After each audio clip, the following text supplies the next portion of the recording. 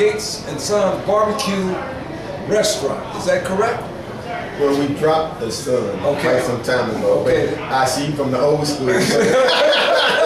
So therefore, the old school, I know where the line ends and begins with the new generation. You gave me a pass. That's right. The older generation, the older barbecue eaters say Gates and Son, which is fine. Right. And the new ones say Gates. Right. Chili on 12th Street. Chili on 12th Street. Every day. Grandmother running around. You got it? You remember it well. Yeah, and any and everybody coming through here on Fridays. Oh yeah, everybody come through on Fridays. On Fridays. That's right. On Fridays. Everybody get paid on Friday. Everybody get paid. Come to have a good time, you know. Eat some barbecue and go into the pit, you know. So we've been doing that for quite some time. Hey man, welcome man. Thank you. Glad to see you here. What's up, KansasCity.net. And what I want you to do is tell our listening audience about George Gates. Oh man, about George Gates. And who are you? Tell us who you are. Well, I'm the son of Ollie Gates and Maureen Gates. Okay. I'm the brother of Kiva, Arzia, and Ingrid Gates, and Ollie Jr. Gates. Absolutely. Let's don't forget it. Can't forget Big O. Yeah. That's Big O. He'll let you know. He'll let you know quick, won't it? Yeah. It's no mystery to me. Anybody who's been in Kansas City for any length of time know where I'm at. Might not know me, but they know where I'm at. Right. They know I'm at one of these gates all the time. And the reason why I've done that is because years ago in the 70s, just got out of college, late 70s, and I was on 47th and for sale at the restaurant. And something happened as soon as I left the restaurant. I was a night manager at that time. So I left the restaurant for a few moments. My dad came in and caught the situation and handled it. So he asked me, why didn't I see that problem? I said, because I wasn't there.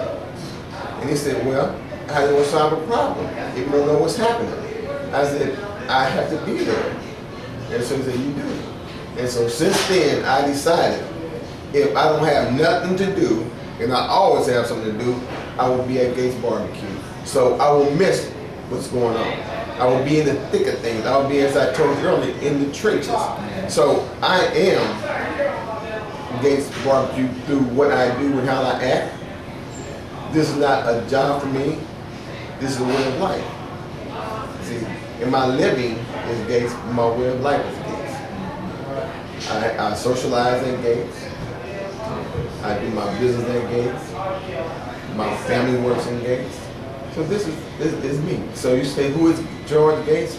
George Gates is whatever was passed down through the years from my grandparents to my parents to my siblings and myself. Gates Barbecue, that's who I am. I don't know nothing else, man. You're a product of the product. I'm a product of the environment. That's right, that's right. And that's when you down like 4 flat tires on 2 dump trucks. That's right. When you down like that, when you become a product of the product of the environment, you down like 4 flat tires on 2 dump trucks. You got that correct. That's right.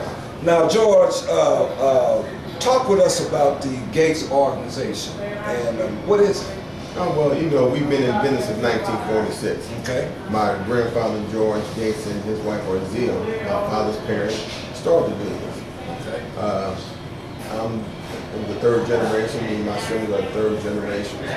We started on 19 Vine, moved to 24th and Brooklyn, from 24th and Brooklyn to this location here, 12th and Brooklyn. And this was the first new location that was built. The others were old buildings and we moved into them. Right. This was the first new building that was built from the ground up by my father. That's right. You know, my father's a bricklayer by trade. I know that. So is my father. You see that? I knew something was there in common that makes everything happen. Yeah, the Sullivan brothers.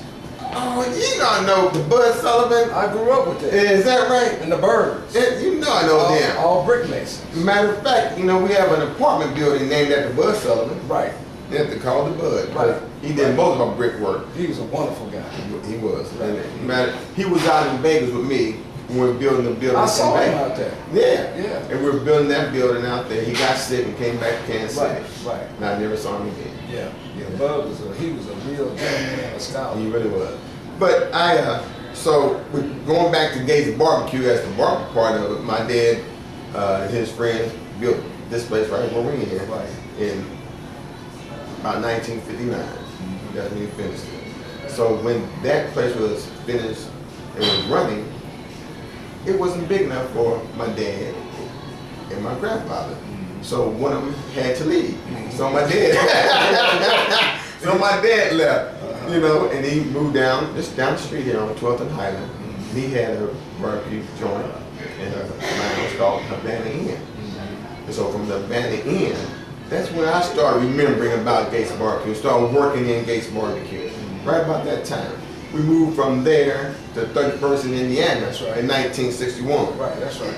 That's when my dad opened up OG's. That's right. One of the hottest nightclubs around. I used to sneak in there. I know you did. I used to come up from the basement, man, and look in the door to see what's happening all the time. But on 31st Indiana, and those were really my informative years. That's when I really started grasping the business itself and understanding the business. So we were on 31st in Indiana in 1961. At that time we had OG's, and we had Gates Barbecue, Gates and Sons Barbecue at that time. Right. It was a very small place, about the size of this room right here. Right, that's right. And right next to that, he had at one time a liquor store that turned into a bar. So he had 3 businesses going on at one time on that street. So we had a lot of things happening. And back then, that was where everything was, that's in the community. That's right. We spent in the community, we surveyed that dollar in the community, right. And everybody seemed to have a good business back then. Right. Whereas now it's a little different, and I'm sure we'll get into that a little later on. But at that time, in 1961 to 1970, roughly, we were doing business down there. That's where I learned how to barbecue. That's where I learned how to make the sandwiches. That's where I learned how to clean up. That's where I learned how to wash the dishes. That's where I learned how to sweep the front off. That's where I learned how to do everything that is applicable to Gates Barbecue right there. I used to make barbecue sauce in a wash machine, a 30-gallon wash machine, down in the basement, up under the lounge. And back in 1963, 64. Throw a ringer. The agitator type, yeah, that's what I did. I just open the cans by hand, pour it in there. Now, mind you, I'm 8 or 9 years old. Right. So I'm pouring the ketchup in there, and my dad was the cook, Clansbury, who if you go to some of the restaurants now, you might see his picture in there. Yeah. Now, we got 2 pictures, one of Clarence and one of Arthur Pinker. Arthur Pinker is one that you may see in the front door of every restaurant. That was our first cook. I used to make the barbecue sauce downstairs in the basement. So I would put the ketchup in there, and I would put the other spices in there that Clarence or my dad would make and give to me. Now, the agitator moved kind of slow, so it wasn't like a mixer. So we really didn't mix it up real well. But what I used to do is pull my sleeves up, put my hand in there, start smashing it up. And at 8 or 9 years old, you don't know where my hands being. Outside, you understand? Right. in the dirt, in the baseball, but didn't do them, but gave character to the barbecue sauce at that time. That's right. It made it taste good. That's right. But from there, that's where I learned to make the barbecue sauce. You know, and I learned how to make the sandwiches and learned how to cook them by watching those guys who did those things. So my whole life was that. In 1968, we had the riots down there. That's right. April 4th, 1968. I was at DA Home School in the 6th grade. That's when Martin Luther King got killed. That's when the riots broke out. That's right. And the whole climate, the whole area, the whole environment of that district changed at that time. That's right. Because everything got burned down around it. We were still there. Matter of fact, it was hot. One night I was there with my dad, and we were putting cold towels on the window because it was so hot around that whole area where the fire was. Glass was breaking in every storefront except ours because we kept it cool. You understand? And at the same time, we had to keep control of our environment. So my dad said, George, after school one day, he said, go outside and sweep the front. So here it is, during the middle of the riots, man, I'm sweeping the front off. And I came in because the police had just thrown some tear gas around there. So my eye was burning there. So I went inside, and he said, what you doing in here? I said, my eyes are burning there. He said, what that got to do with your arm? He said, yeah, they start pushing. So I was out there pushing again. But again, that taught me what? Perseverance, man. And character. Character. Yeah. A lot of things that he did, I didn't understand then. Right. I understand now. That's right. You know. So right back out there making sure that our place was still doing business when everybody else was burned up around us. Right. So that was the 6th gate.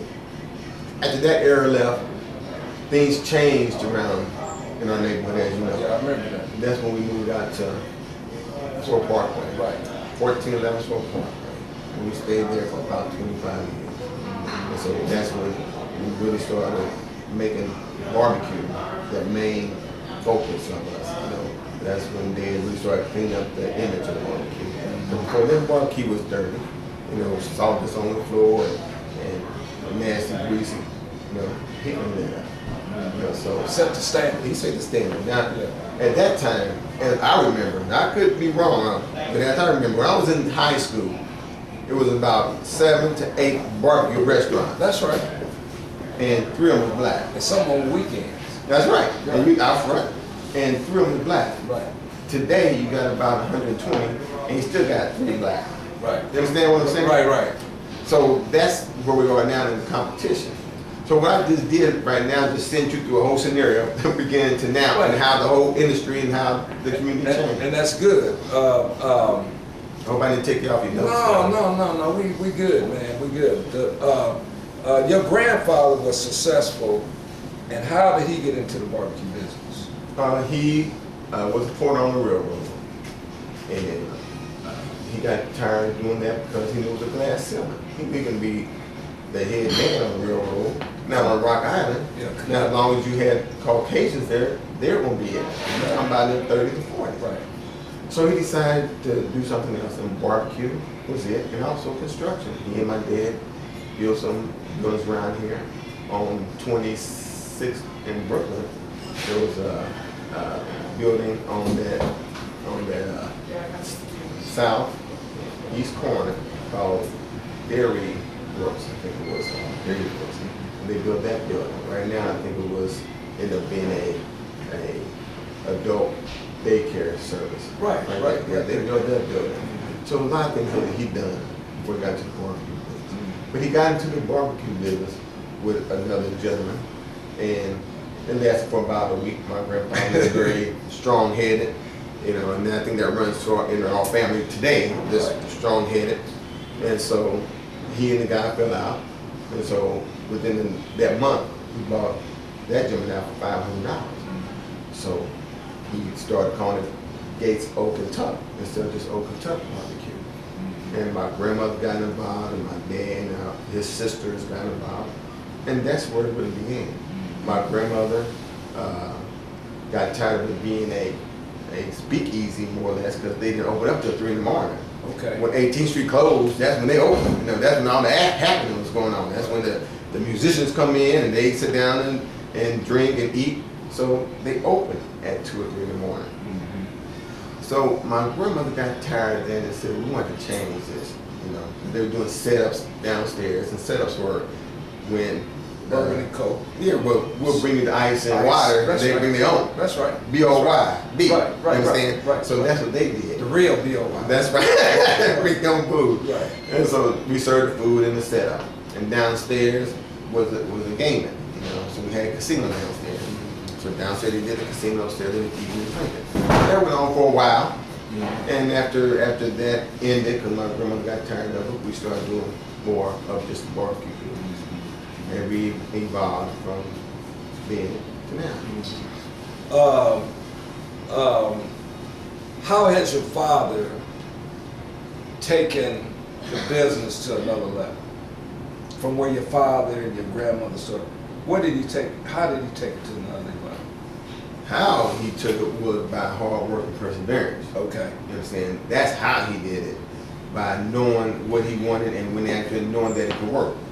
And making mistakes and correcting them as he went. Believe me, he made some mistakes, and he'll tell you that, and he corrected them, and that's how he changed it. But as I told him again, he changed the whole climate of barbecue by cleaning it up. By making it acceptable. And you gotta understand that now that it's acceptable, you got a lot of competition out there. Right. Think about this.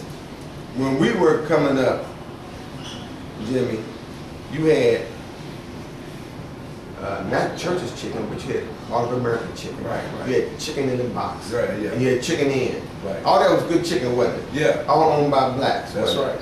That's right. Where they at today? Gone.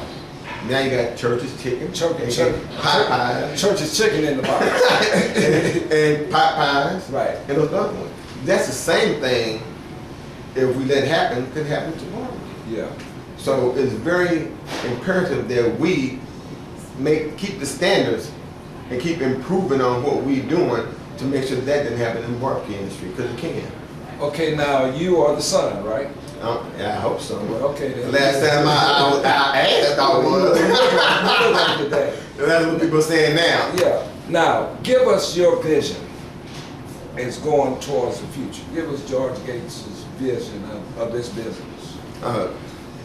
Jimmy, now the vision that I have, and hope my siblings see the same one, is expansion. Because we can't expand. We can expand this business with the restaurants into a certain area, in a certain radius.